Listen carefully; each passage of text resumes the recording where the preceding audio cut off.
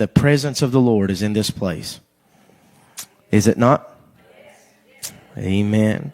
Teen, you can turn my lights all the way up if you want to. In the back. They're down in the back if you want to. Thank you. There we go. Now I can see those few in the back. Now I can see Bruce. I can see him. I can see him going to the computer now. Amen. Praise the Lord. It's so good. Turn your Bibles to Romans chapter number 8. Romans 8. I was going to read you quite a bit, but I'm going to skip through it. So, Christy, if you'll just follow me, if you will. Romans chapter 8.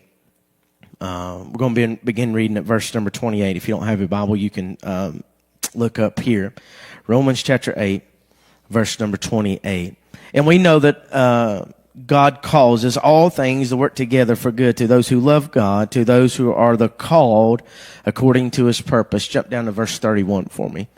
Jump down to verse 31. Now, I encourage you to go home and read all this tonight, but I want to get through it. What shall we then say to these things? If God is for us, who can be against us? And you need to look, that's a question mark behind that. What shall we then say to these things? If God is for us, who can be against us? Now, jump down to verse 37.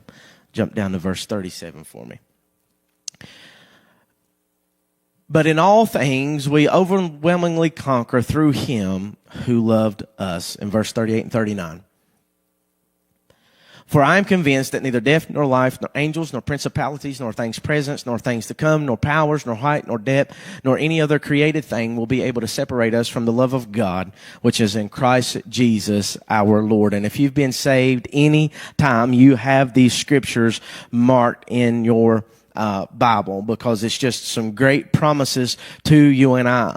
Folks, the presence that we feel in this place tonight, how many know you don't feel it everywhere you go? You don't even feel it in your home most of the time. Can somebody be honest with me tonight?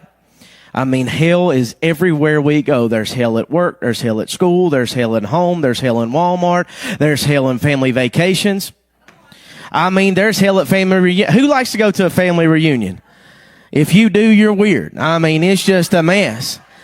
I mean, listen, if I ain't talked to you all year, I don't want to see you one time a year. I'm just being honest. Amen.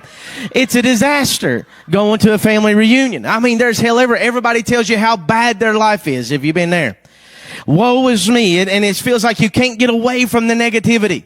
You can't get away from negativity at work or at home. You just, everywhere you look, you can't turn on Fox or CNN. CNN hates Trump. Fox is praising him like he's the next Messiah.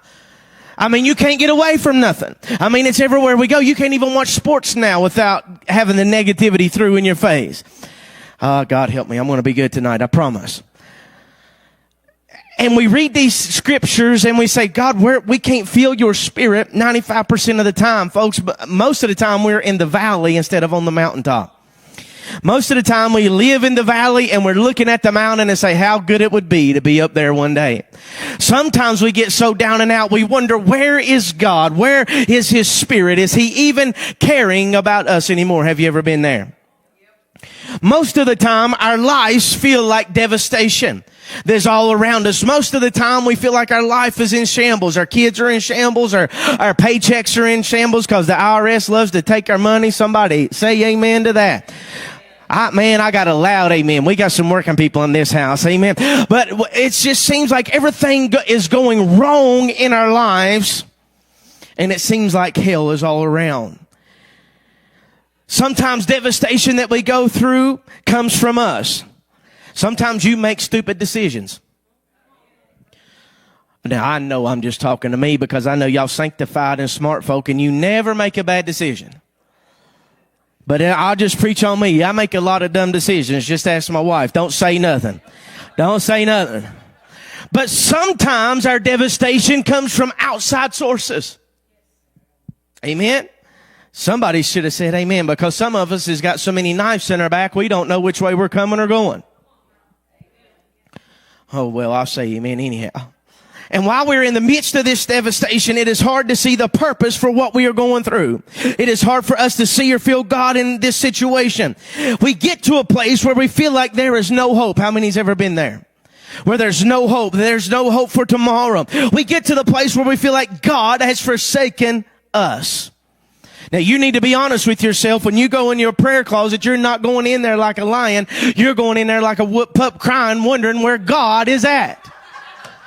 Amen. I'm the pastor. I'll preach it like it's real. Amen. But I submit to you that it is not God's nature to forsake you and I. I submit to you tonight that it is God's nature to be right there in the middle of our battle.